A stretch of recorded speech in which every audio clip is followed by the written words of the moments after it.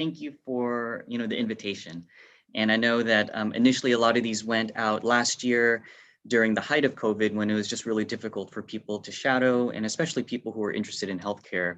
But I think it's a great thing, because now that a lot of physicians and people in healthcare are used to this, it really broadens open the doors for finding out what the healthcare profession is like across a variety of disciplines. So thanks everyone for joining. Again, my name is Martin Pham. I'm a neurosurgeon down at UC San Diego. I believe all of you are in Northern California, is that right? Santa Rosa? Okay. So I grew up in Southern California, as you'll see, but hopefully many of you will get a chance to come on down and visit as well. So I was a great Calvin and Hobbes reader when I was growing up. And it's funny because when I ended up going into neurosurgery, I actually went back and found this really funny comic, where Calvin is talking about brain surgery. And the reason why is because, especially if you were to look up on how to get into medical school and Google it, there's just so much information out there. And if you were to go even further and say neurosurgery sounded very cool to you, or neurosurgery was maybe something you'd be interested in, if you were to Google that, then it becomes even more dense on what exactly neurosurgery is. So the purpose of this talk, and hopefully you'll be able to get, is that amongst all of the, confusing things that you might be able to find, this talk gives you a little bit of a path, more so into neurosurgery, and hopefully a little bit into, medical school, and at least the path that I took to get to where I am today. So in terms of an overview, I'll go over a little bit about me to show you, one person's path to where I am, a little bit more about medical school, and then lastly, I'll end on neurosurgery as well. So a little bit about me. Like I mentioned, I grew up in Southern California. So like many of you know, there's only 2 seasons in California, spring and summer. So I enjoyed all my summers down here in Orange County. I went, kind of had a pretty standard childhood growing up. I learned how to play piano. I was a part of drama in middle school. Like most high school boys, I picked up the guitar to try to be really cool at it, although I was not very good at it at all. And then I went through my emo phase in high school, like many of us do as well. I went to Irvine High School down here in Southern California. And then for undergrad, I went to UCLA. I decided I needed to grow up a little bit and learn how to do my own laundry. So I went to Northwestern for medical school in Chicago. And then I got scared of the winters and I came back to USC for my neurosurgical training. So University of Southern California, we operate out of 3 different hospitals: the main hospital, the county, and then the children's hospital. And then I did an optional year in fellowship for spine, which is my clinical interest, in New York as well. So that's my training in a nutshell. And I know that a lot of common questions first is, how long did it take? And especially if you're coming from, a standpoint now where you're in high school or just out of high school, now in college or in your post-bac in your, early 20s, this was the path that ended up taking. So I graduated high school at 18, and then I went to UCLA, graduated UCLA at 22. I ended up taking a gap year. So I took an additional research year. I stayed at UCLA. So finished that gap year at the age of 23. Medical school is 4 years, and I went that straight through. I know some medical schools you can take an extra year, but I did that in 4 years' time. Neurosurgery training is 7 years long. So neurosurgery is the longest training. And so by the time I finished my neurosurgical residency, I was 34. And then I did an additional year fellowship at 35, right? So, and then now I'm faculty at UC San Diego. Now, coming from the standpoint, and I still remember being in college, you're in your early 20s, the future is open to you. Thinking that you're not going to be done until your 30s is potentially very depressing for some.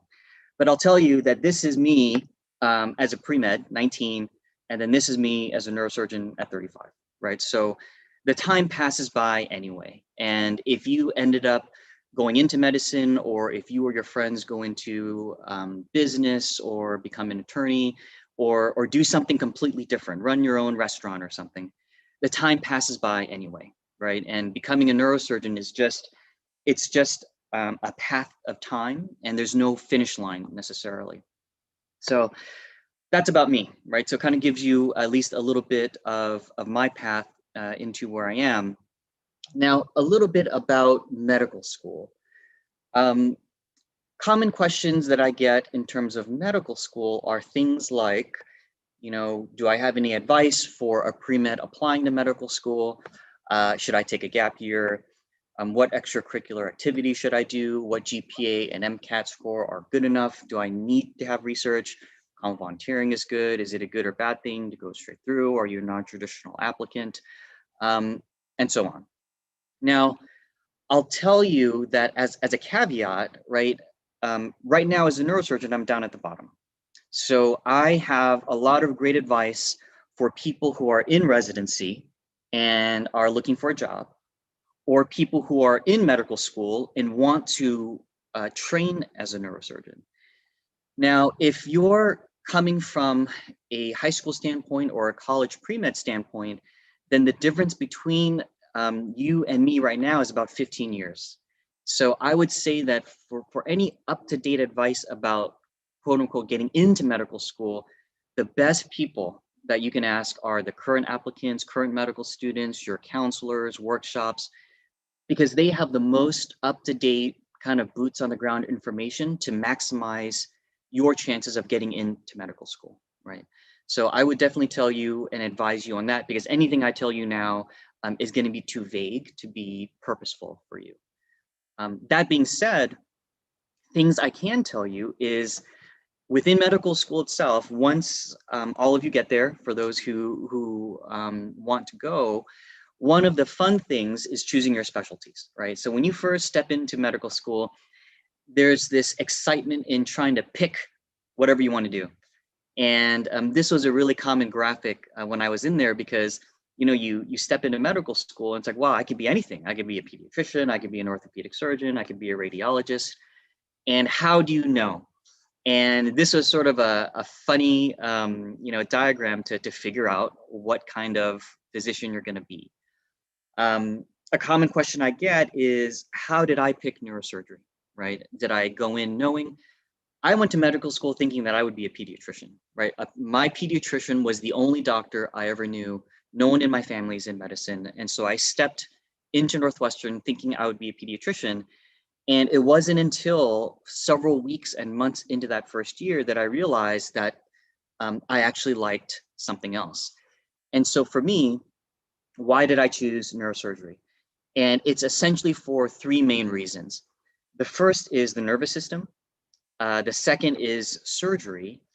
And lastly, it was the patients and the type of people that you take care of as a neurosurgeon. So I'll go over those right now to see if that's something that you end up finding when you get into medical school too. Now, the nervous system. So for those of you, I was a molecular biology major, but for those of you who are phi-sci or physiological sciences or something similar, you learn all about the body systems in undergrad now, and you will again in medical school. So when you enter medical school, you learn everything about the human body, normal and abnormal. And they break it down into a lot of body systems, right? So your first few months of class, you're going to go over the cardiology system, pulmonary. You're going to learn the microbiology, the renal system with the kidneys, the gastrointestinal tract, hepatobiliary, GU, musculoskeletal, heme, pathology. And there are all these systems where you spend, weeks at a time learning to understand. For me, when I started coming across the nervous system and learning about the brain and the spine and the nerves and how those interacted together, like it was just an epiphany for me, right? Compared to all the other systems that you learn, I was the most interested in the nervous system. And that is usually a telltale sign of the career that chooses you, because you want to pick something that you're genuinely interested in. And for me, and these were my notes from medical school, I spent so much more time learning and trying to understand all of the different aspects of the brain and the spinal cord and all the networks. Because for me, when I was learning it, I realized that in medical school, this is one of the last times that you'll be formally trained. And I wanted to understand it to the best of my ability so that as the weeks and months and years go by, as things fade just a little bit, I still had some strong fundamental understanding that was cemented into my long-term memory. And so the nervous system, was for me just a pun not intended, but a no-brainer in terms of what I really wanted to do with my life.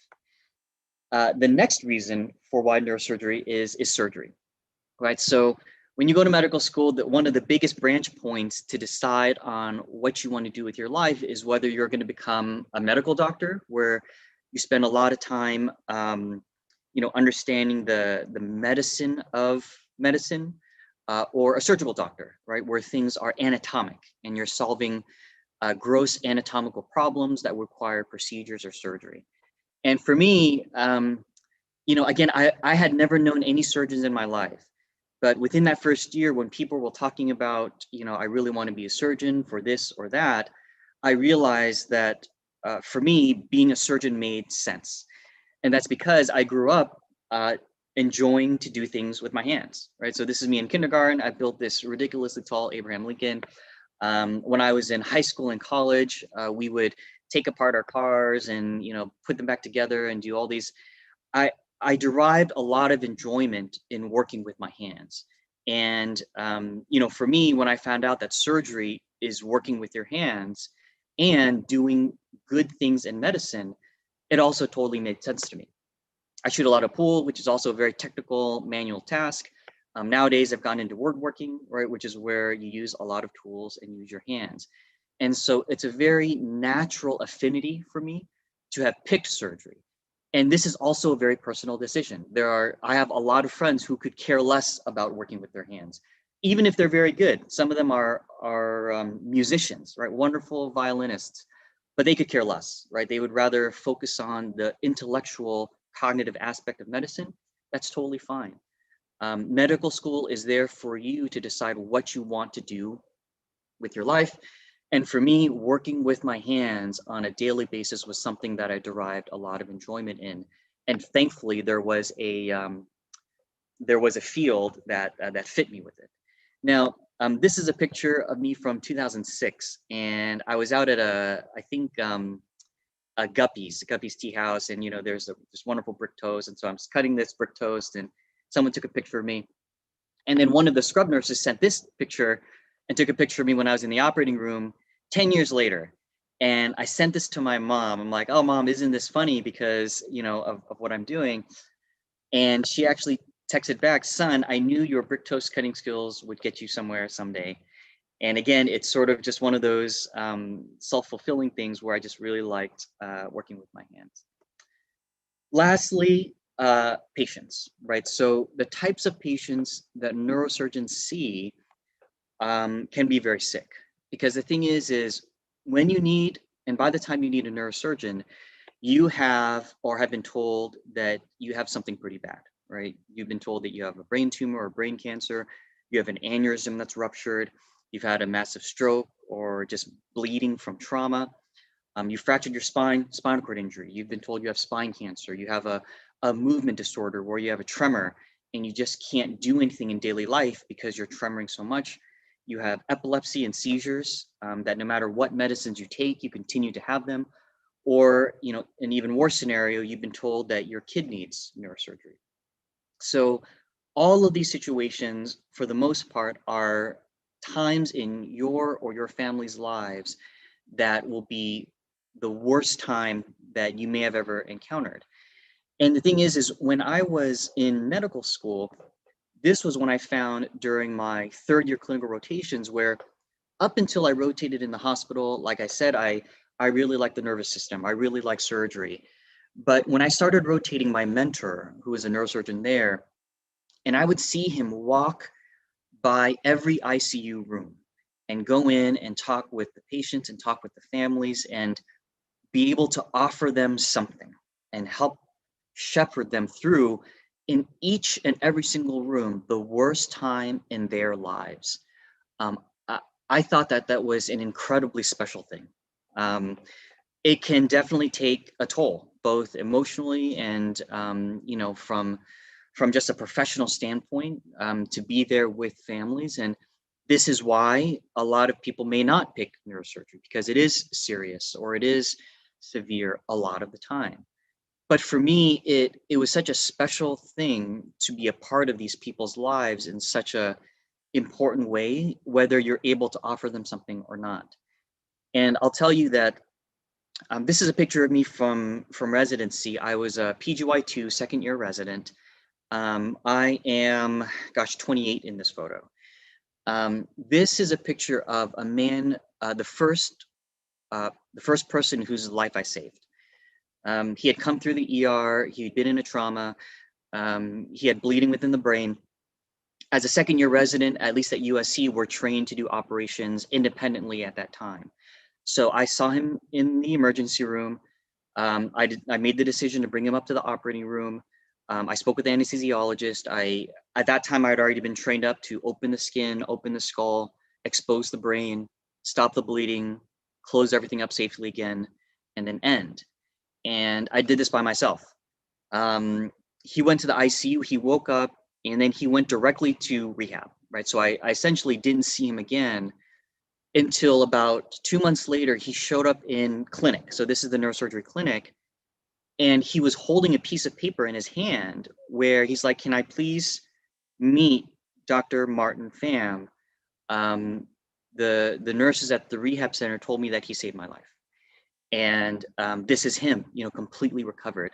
And for someone, like me, I'm 28 years old, right? And I'm in training, right? So I've exited medical school and, I've got years and years ahead until I'm independent. But up to this point, as hard as residency was, I had been trained on how to do this technical task. And here is this man coming into me, thanking me for directly saving his life. And I think about all my friends who were 28 at the time, right? Not in medicine. And some of them had houses and families, and they're in business, or they were working for, big corporations or making a lot of money. And I'm a poor resident. But it was such a special, poignant thing that really reaffirmed the path that I was on. And so when you think of those three things, right, with those interests, the nervous system, surgery, and these special types of patients that you have the opportunity to take care of, well, all that equals a neurosurgery, right? So amongst all the other specialties that are available in medical school, for me, this was it. And there was really nothing else that I seriously considered in medical school. So the question then becomes, if this is why I chose neurosurgery, the nervous system patients and surgery itself, then what is a neurosurgery, right? And so this is what leads me into the last portion of this talk. So a little bit more about neurosurgery. Now, what is neurosurgery? Neurosurgery is the surgical treatment of neurologic disease. That is actually the definition of it. So what that means is that surgery on the brain, which we call cranial surgery, or surgery on the spinal column, which are the bones, or the spinal cord, which is spine surgery. Now, if you were to look up, what is neurosurgery, you're going to come across a lot of subspecialties of neurosurgery, such as oncology, vascular, skull base, functional epilepsy, spine, pediatrics. And I remember, to be honest, being a medical student in my first year, and I looked up neurosurgery, and I came across all these words, and I actually remember thinking, this all sounds so boring. I mean, I thought neurosurgery was supposed to be cool. I thought it was supposed to be so badass. I thought it was supposed to be really fun. And I'm coming across all these huge words that don't make any sense at all. This sounds really boring. And so I wikied it at the time. And if you were to go to the Wikipedia page now, I think this is the exact same page that I looked up in 2006. So this hasn't changed at all. I read this page start to finish, and still I was, I was not impressed by all the things that people were saying, especially as a brand new medical student. I didn't understand or really grasp a lot of what this meant, right? And so what I'm going to show you instead is what I found out neurosurgery was. And nowadays, with the resources now, there are so many more neurosurgical atlases, video atlases, Things like this, you know, where you can actually speak to neurosurgeons either in training or like myself who have exited training on what actually neurosurgery is to give you a better idea if this is something that you're going to be interested in. And so what I'm going to show you is a brief video, right? The video is going to be, I don't know, 8 or 9 minutes long or so. And in the video, it goes over 10 different neurosurgical cases. And I apologize in advance. I think over Zoom, it's going to be a bit choppy, unfortunately, but hopefully it'll still give you a general idea of what these neurosurgical cases are. But in this video, we're going to go over, you know, bedside procedure, taking out a brain abscess, 3 types of brain tumors, vascular surgery, and then spine surgery. And hopefully this will illustrate for you what I saw neurosurgery during my training. So this is what's known as a bedside ventriculostomy. So this is a twist drill, and that is a patient's head in the ICU. So in this way, we make a small incision, and when someone comes in with trauma and they have too much pressure inside the brain, we actually have to access the brain and put down a small tube to get into what's called the ventricular system to vent pressure and to vent the cerebral spinal fluid. So that's the catheter, which is a small flexible tube, sort of like a really thick IV. We're inserting it into the brain, into those fluid-filled spaces. And you can see once we get in there, the stylet comes out and you should see CSF, right? So all that is cerebral spinal fluid that is coming out from the brain to help relieve the pressure from the brain. This is an evacuation of a brain abscess. So what you see there is the drill that we use in surgery. That ivory color, that's the skull. We make a bone flap, which means we essentially cut a small window in the skull temporarily. We peel back the dura, which is the covering of the brain. And then you see the brain itself along with pus, right? So an abscess is just pus, which is a collection of bacteria that has been growing there. We take out the infection, and then we wash everything out and then close everything back up again. So you'll be able to see here, we stitch everything closed. This is stitching of the dura, which is the covering of the brain. We then put the bone back on. Those are titanium plates. They're less than 1 millimeter thick. And then we sew the skin back. You can see here the skin coming back. Let's see if I could use a laser pointer here. This is his ear, his left ear. You can see his eyebrow right here and then his nose. So you can get a better sense of where his head is. So this is sort of the left side of his head. Next is resection of a brain tumor. So here, this is the skull. Again, it's sort of this ivory color. This is the scalp. Again, we make small holes in the skull, and then we use what's called a craniotome or a router to connect those holes together. And then we can make this small window temporarily in the bone to have access to the brain. Once the bone is removed, then you'll see here the covering of the brain itself, again called the dura. It's sort of this shiny pearly color. At the center of it is the tumor, which is actually eroded through the dura. This type of tumor is a fairly bloody tumor, which is why it's all red. So we resect the tumor with a variety of special instruments. And then once that's out, you can see the normal brain here. This is what's called hemostatic material. So there's special materials that encourage the blood to clot so that the tissues stop bleeding. And then once that's done, we put the bone back on, and then we put the scalp back, and then we close, right? So another fairly straightforward breeze through on resection of a brain tumor. This is another type of tumor. So here is the brain. This type of tumor is called a glioma. So the tumor itself comes from the substance of the brain. We're mapping the brain right now, so we're finding the motor cortex. There are better ways to find the motor cortex nowadays, but that's how we used to do it in terms of stimulating.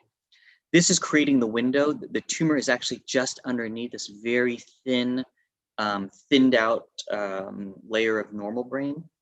The tumor here you can see is very grayish compared to the normal white of the normal brain.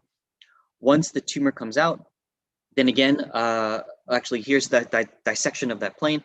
The instrument you saw earlier is an ultrasonic aspirator, so it vibrates the tissue very quickly and then suctions it up through the instrument handle. End of surgery. So this last type of surgery is a ventricular papilloma. So here, this is the inner hemispheric fissure. So for those of you who understand anatomy, it's the area that splits between the two hemispheres. Here's the falx, which is the dural membrane. You can see just underneath these arteries, the corpus callosum. So the corpus callosum is, again, what connects your left and right hemispheres together. We can actually make a small window into the corpus callosum to access where we're going, which is the ventricular system. So the ventricular system is where we make all of our cerebral spinal fluid. And you can see here, once we enter it, CSF is clear, right? So you'll see here, it's clear, just like water, right? So CSF is filtered blood that is essentially taking out all of the blood and cells and just has sugar and electrolytes. This is the tumor itself. It looks like this cauliflower that grows from the choroid plexus. And so here we're extracting it out from the ventricular system. We cauterize the vascular pedicle, which is the source of blood that allowed it to grow. So all that comes out, and this is all now normal anatomy at the center of the brain. Again, this is the left cerebral hemisphere, and that's just the pulsation of the brain that happens because of our blood flow. Next is clipping of an aneurysm. So here's the frontal lobe and the temporal lobe. This is the optic nerve as it comes into the optic chiasm, right? So this is what allows you to see, connects the eyes to the brain. This is the carotid artery as it comes inside the brain and then branches off into all the other branches in the brain. Blood vessels can balloon, and when they balloon, they can rupture. So there's a small tear in the balloon. So then we have to go in and find the hole that's clotted off and clip it so that it doesn't rupture again. These are all the special arteries where the aneurysm is coming off of. So you can see that little ballooning right there. Here is a clip. So the aneurysm clip is like a metal clothespin, and we can go in and put the clip right at the neck of the aneurysm, which is like at the neck of a balloon, to prevent the aneurysm from ever rupturing again. Right. So this is a type of neurosurgery where we're operating on the blood vessels of the brain and not the substance of the brain itself. Another type of surgery on the brain is a bypass. So this is the arachnoid membrane. So if those of you are familiar with the membranes, there's the dura and then the arachnoid. You can see the arachnoid is named because it really does look like a spider web in live people. These are the arteries at the cerebellum. So you're looking at the cerebellum here, and these are the arteries that travel around it. This is the brain stem, right? So here's the pons, the back portion of the pons, and the medulla. These are the blood vessels that we're sewing together. Each one of these squares is 1 millimeter. So it gives you an idea of how magnified this image is, how small the needle is, and how small the stitches are. You can see here the blood vessels that have been sewn together, like two pant legs have been sewn together. And this is to allow the treatment of an aneurysm that this patient has. We can run a dye through the microscope and view it through the microscope to make sure that the blood is traveling around. And again, a final view of what everything looks like: cerebellum, pons, medulla, and then the spinal cord further down. Now, neurosurgery also encompasses spine surgery, right? So you can actually see here the different types of tools that are used for spine surgery. This is the patient's back. We're putting in screws and rods and implants minimally invasively through small incisions in the back. So this incision is about maybe the size of your pinky. And through those small incisions, we can use special tools with an off-screen navigation system to go down and treat different types of disorders that people can have. So you can see a different subset of tools that neurosurgeons use to accomplish those types of surgical goals. And in this way, it allows us to do certain types of spine surgery more minimally invasively. This is a more maximally invasive surgery. So what you see here is the back, and the back has been opened. This is the spinal cord at the thoracic spine. So at the mid portion of the back, this patient had cancer in one of the bones. So in removing the cancer, we're removing the bones, and then we have to put in a replacement strut so that the spine can still sit on itself, and that's what's called the cage. You can see the screws and rods that are giving the spine more support because that vertebral bone is gone. Once that's done, then just like any other surgery, everything is locked down. You can see the different types of tools again used. So instead of a microsurgery in the brain, it's much more of a macrosurgery with larger tools. And then once those surgical goals are accomplished, then the skin is closed again. So even though you just saw bone and spinal cord and nerves, everything closes, including the skin.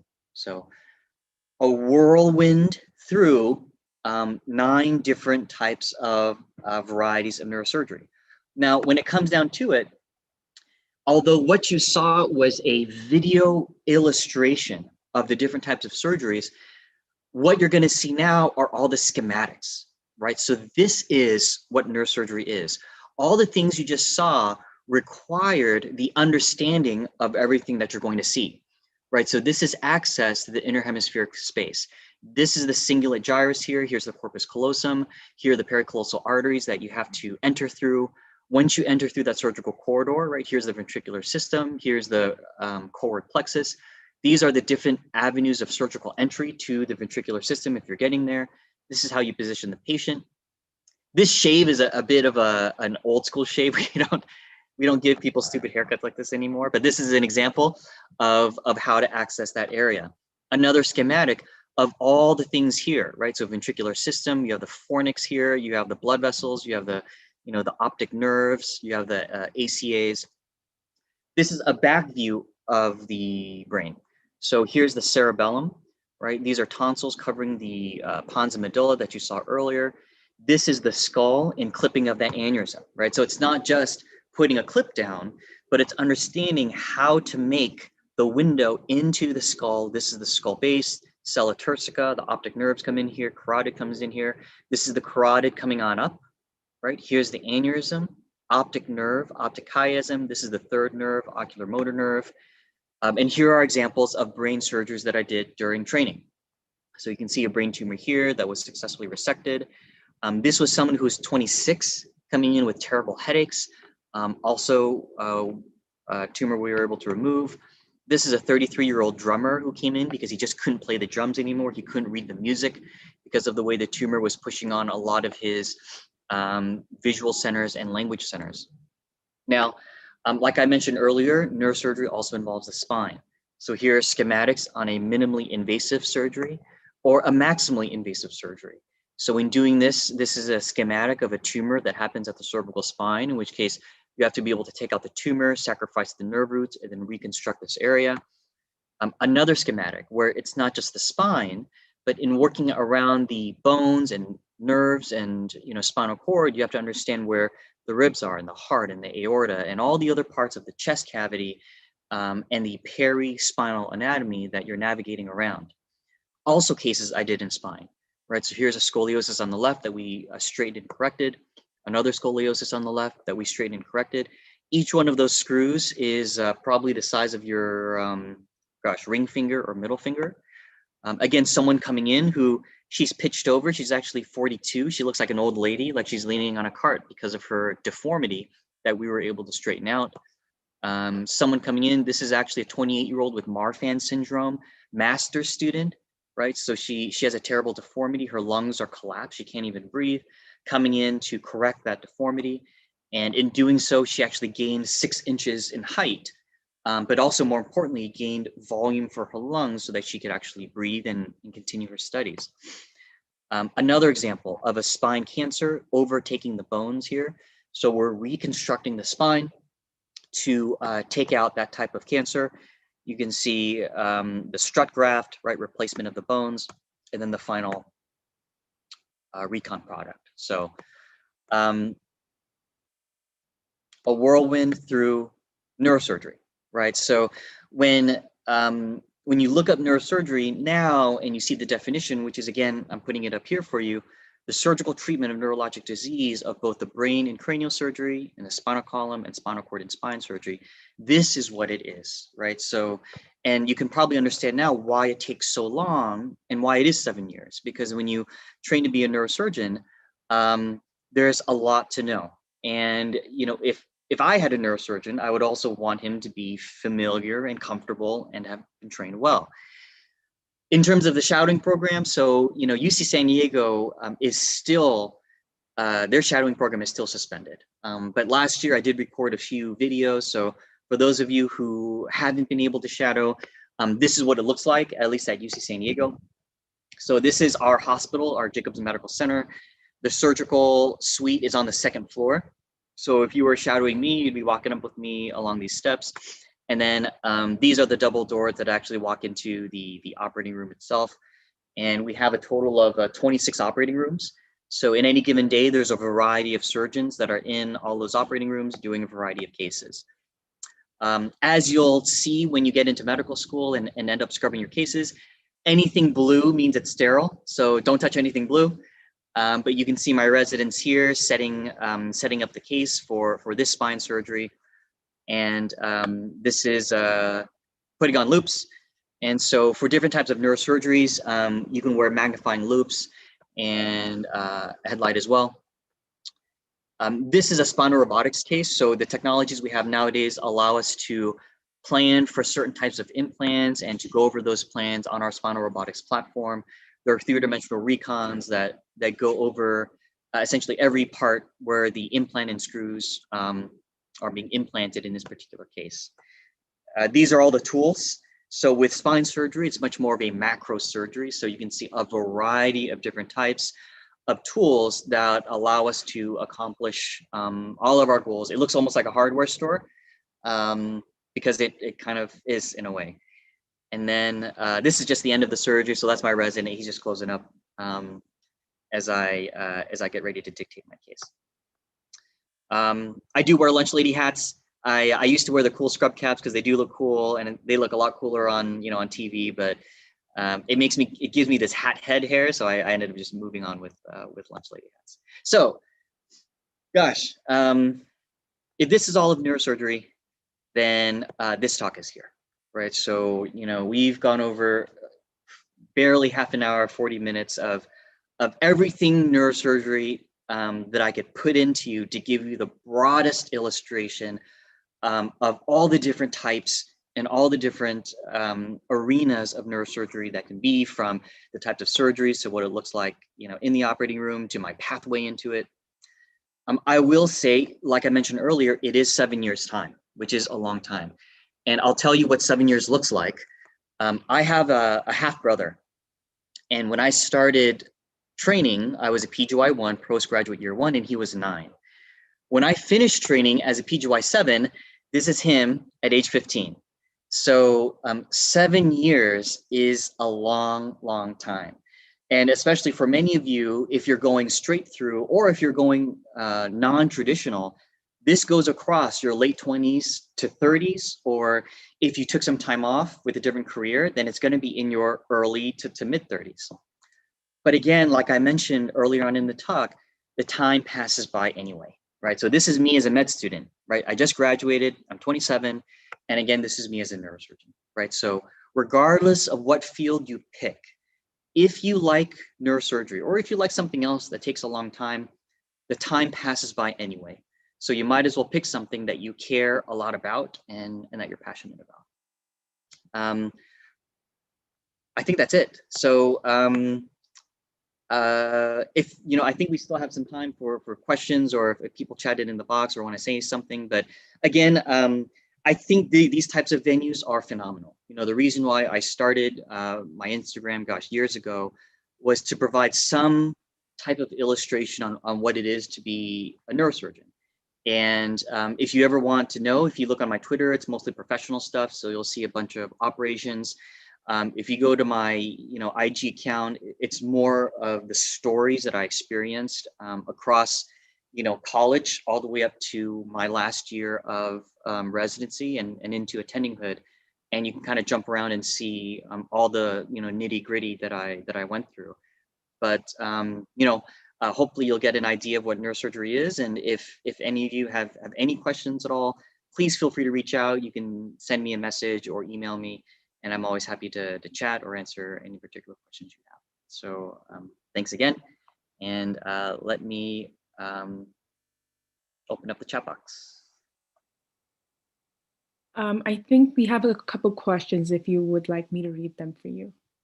Let me see. Oh, I see them actually. Okay. So I'm glad it was enjoyable. I don't know what I was showing at 2:09 p.m., but I'm glad that it was entertaining. I followed you on Instagram for a while and often read the dark moments associated with medicine, especially in your specialty. How do you deal with losses and bad days? It's true. In neurosurgery, much more so than a lot of different types of specialties, there will be losses and bad days, right? One of my very good friends, she went into orthopedic surgery. So she went into sports medicine. All of the people she treats are young, healthy people, athletes, right? People where they come to her because they've torn something and they have a surgery and they get back to where they're going, and they're so appreciative, because when she rotated on neurosurgery, she could not see herself being a part of so many bad days, right? For me, I think it's important, one, to have a support system. The first time you counsel a mother whose child has died, the first time you talk to someone your age whose father died suddenly, the first time you have to break the news to a parent that their child has a brain tumor, when you tell a mom that her kid won't walk again because of the accident that they're in. These are all things that I've done over and over and over. And I think on the one side, having a support system, whether it's your family, whether it's your co-residents, people in training with you, whether you have a hobby, right? Swimming, working out, running, where you can disperse some of that, whether you have a significant other or your own family to either debrief to or just to take a break with, to reset yourself, is very important so that you don't burn out. Some days will be worse than others, I think, but I think it's also a part of the privilege in doing so, right? The only way that you can help these people is if you yourself go through these opportunities, one, to learn from them so that you are better as each person comes along. There was an entry I wrote where it doesn't really get easier, it just gets quicker, right? As you go through the emotional, whether it's 3 stages, 5 stages, 7 stages, the best thing you can do with these families, to be honest, is to still imagine as if it were your own family member, because in that way you're with them. And as hard as it is to do so, it's the only way to give justice to, again, this moment in time for them that they will never get back. This moment in time when they're in the waiting room and they found out that their mom has been in a car accident and is never going to wake up again. They are going to remember that day forever. And the best way is to be a part of it in however way you can, right? Whether it's off to the side, whether it's breaking the news in as kind of a way as possible, or whether to give them space, but to be kind about it and to not be aloof and to not be brusque and to not be so practical, right? It's easy to get lost in brain injury, fracture, hemorrhage, subdural, brainstem compression, Glasgow coma score, sodium levels, intracranial pressure. But the broader picture is that for some patients, they will never wake up again. And the best part is to be there with them. And so the short answer to that question is really just to have a support system, because everyone is going to be a little bit different. If you could do your journey through medicine all over again, is there anything you would do differently? I would not. So I will also say that in the spectrum of medical students, residents, and physicians you encounter, I probably rate on the more optimistic side. So I've always been, more of an optimist than a pessimist. So I want you to, take that appropriately, because there were residents who I trained with who sometimes said they wouldn't do it again. And whether it was because of neurosurgery or whether it was just because they had their own regrets for whatever reason it is, I wouldn't be able to tell you. For me, I would pick it all over again, right? And the reasons being is I kind of went over why I went into neurosurgery. No one in my family is in medicine.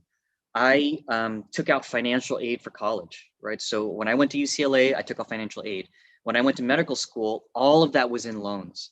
So I knew that I would be an incredible amount in debt. The thing is debt is something that you pay off every month anyway. If someone told me that the only way I could be a neurosurgeon was if I had to pay $1,000 or $2,000 or $3,000 every month off of my salary for 30 years, right? Would I do it? If that's the price, then that's the price, because there's something for me that I've determined that is beyond price to become a neurosurgeon, to be able to help people in this way, because it gets me out of bed, right? I mean, when I wake up every morning, there is a purpose to what I do, and I'm so happy to do it because it's such a privilege, you know. If for some reason the United States, underwent some catastrophe and I had to flee to some other country, I would still try to do the same thing because there's something special about this, and something that I wouldn't change. Let's see, what kept you motivated through the journey into medicine? I mean, I think it's just, there will be days where it's hard. I guess, you know, I look back, I've never studied as much as I did through medical school. You know, I think naturally I was a fairly decent test taker, so my scores in college were pretty good. That's sort of where I fell. In medical school, you will study the hardest as you ever will in medical school. There's so much information. I remember taking time to figure out how my memory worked. That's how much it was. I learned the alphanumeric method. I learned the journeyman method. I learned, a variety of memory tools. There were 4 people in my class of 170 who had photographic memories, right? So I unfortunately was not one of them, but I wanted to maximize my retention of learning so that I could actually apply it. And that was the amount of stress, in a way, that people have in trying to learn all this information. But it's important, right? Because if you don't learn it and understand it, how can you expect to apply it and use it when you're a physician?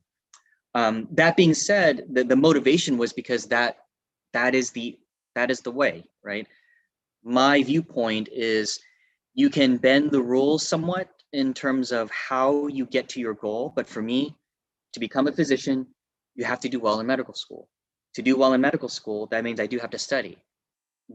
Do I think it's unfair that the photographic memory people study for unfair? Probably.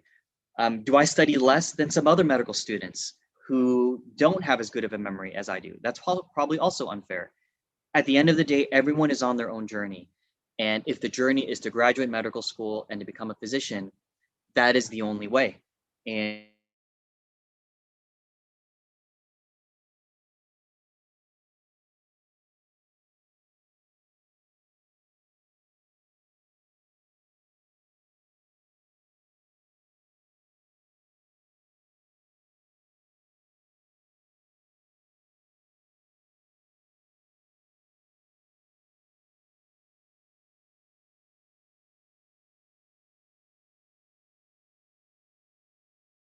but in other specialties as well. When I was in training, half the people at USC were married, and half of those people had children, right? If you were to go back 15, 20 years into the 1990s and 2000s, the number of residents who had families and children were vanishingly low.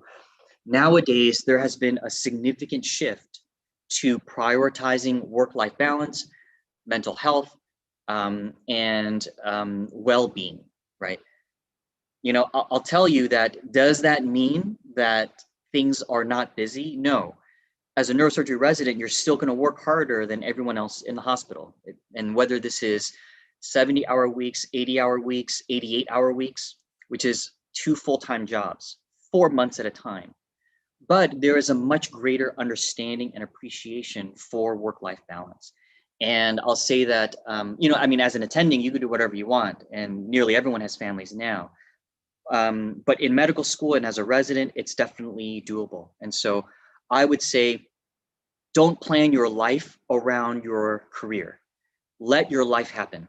If you're in a very good relationship with a partner and you both decide to get married, or make it a formal partnership, or decide to have kids, things work themselves out, and it's definitely doable. One of my best friends in residency, he was married as a PGY 1, which means he was 28. His wife was an OB-GYN, so she's also a surgeon, and they ended up having 2 kids during those 7 years, right? and they made it work. Did they have a nanny? Yes. There was another resident friend of mine who got married in residency. She was a gastrointestinal doctor. So she had a kid. She took time off and then went part-time, right? At UCSD right now, there's 3 female residents.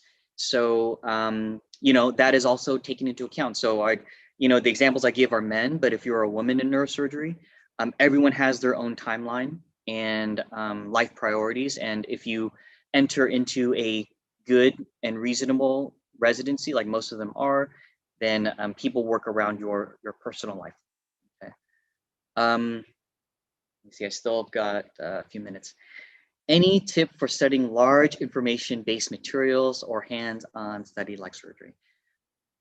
Yeah, so the tip that I have, and I mentioned this earlier itself, memory is a fascinating thing. And in college, I would cram. So I was the type to cram in college. I would study 2 days before physics exam, 2 days before chemistry exam, 2 days before orgo. In medical school, I could not anymore. And so in medical school, I studied along the way, and then I really studied the week or 2 before exams, right? That's how my memory worked. You have to find out how best your memory works. What we know about memory, and I suggest you look up, just Google how memory works in your free time. What we know about memory is that we remember pictures better than words. And for me, you know, when you look up all these different types of memory tools, journeyman method, you know, the house, I can't remember what people call it, like the house or the fortress, or like alphanumeric type tools, all of it is meant to put together large amounts of information and compartmentalize it together, right? So for me in medical school, when I was trying to remember large amounts of information, one, I would compartmentalize it and then put it into a picture. Any of you, if you close your eyes, can imagine what your bedroom looks like, right? Instantaneously. Some of these memory tools allow you to think about your bedroom and then put things in your bedroom to remember pieces of information. The journeyman method, everyone can remember what it's like to walk from your car to school, to walk from your front door to your back door, right? The journeyman method for memory is meant to create a path that you walk down, which is similar to how people remember, you know, pi, right? So I'd never done this before ever prior to medical school, but there was there was a need now to maximize the capabilities of my own memory. We all have a ceiling, right? And I think for me, trying to figure out what that was helped. For a long time, a lot of my friends and I would write each other questions, right? So we would have the syllabus, we would read it over, and instead of just reading it and trying to memorize it, I would take each paragraph and we would actually write test questions.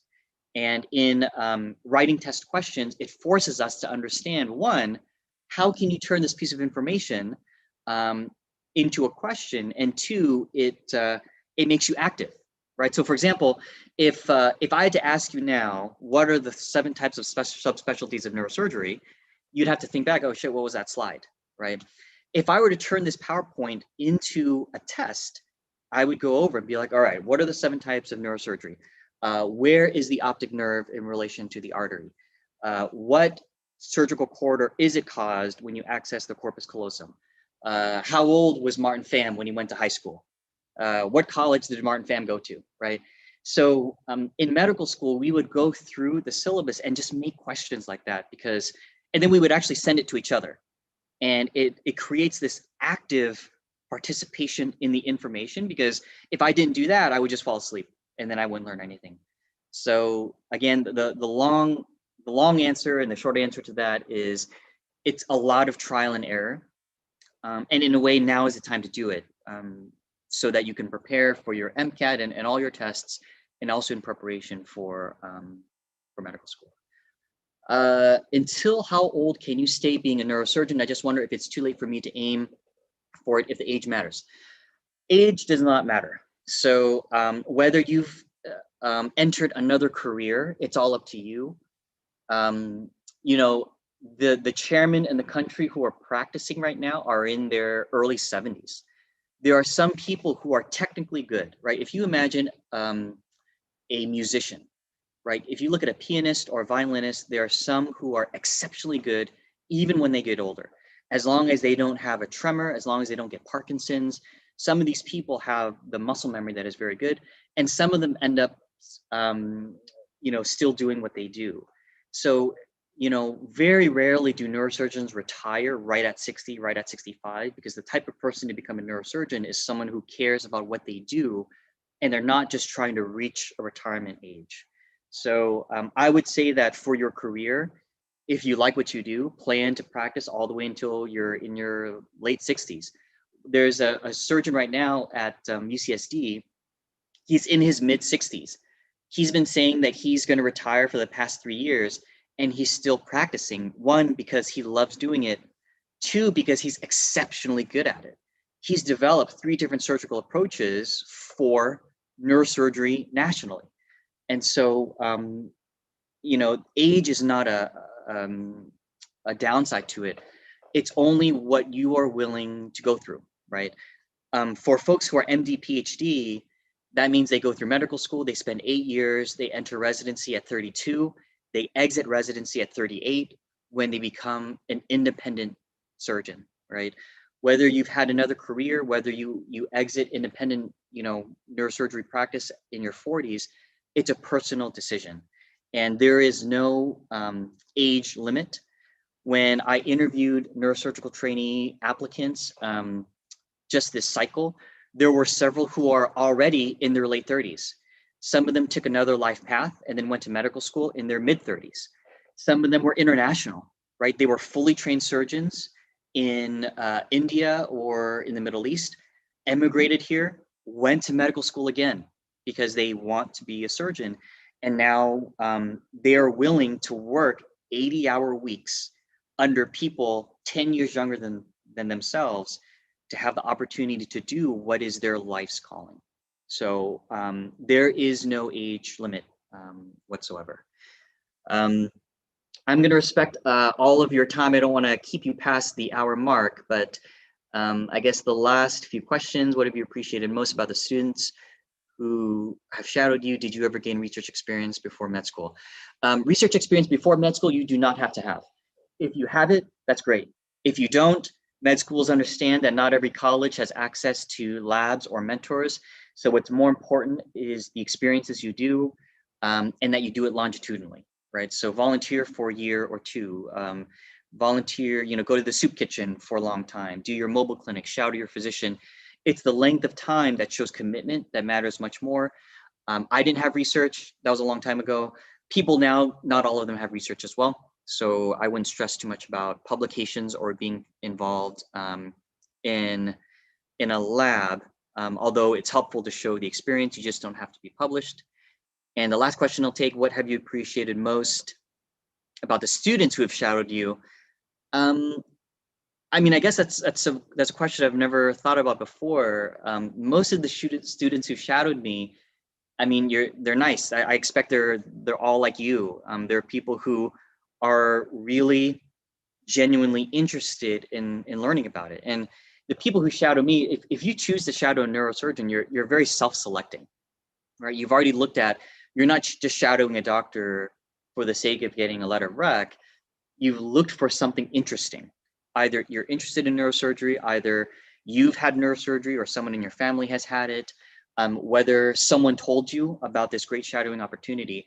So I've had the fortune that everyone who's shadowed me has been wonderful. And essentially they're not jerks. They, kind of just take the day in. I don't expect anything for people who shadow me. I tell them to get out of it what you will, right? You're going to see me interact with patients. You're going to see me scrubbed in the OR. I'm going to try to tell you what I'm doing. But I know that for a lot of them, it's the first time they've been in an OR. It's the first time they've seen the staff. So, I think just being nice and, and being a part of the team is the most that I can ask for. So I'll wrap it up there right at the top of the hour. So again, thanks everyone for for sticking around. You sort of see my contact information. I'm always more than happy to chat with any of you with any questions, and best of luck in your journey into healthcare. Thank you, Dr. Pham, for giving us a full eShadowing experience. It was very informative and insightful. All right, take care, everyone. Yeah, thank you. Bye. And for those of you who are currently attending, we do not have assessment for this session, but we do have a Google form posted on the chat. Please take the Google form chat because it marks your attendance for this hour. And please try to use one email throughout all the sessions so it's easier to track your hours as you continue to participate in our program. And our next event is happening on March 11th with Dr. Brooke Stubbs. She's a physician in internal medicine, and do not forget to register for it. Thank you, guys.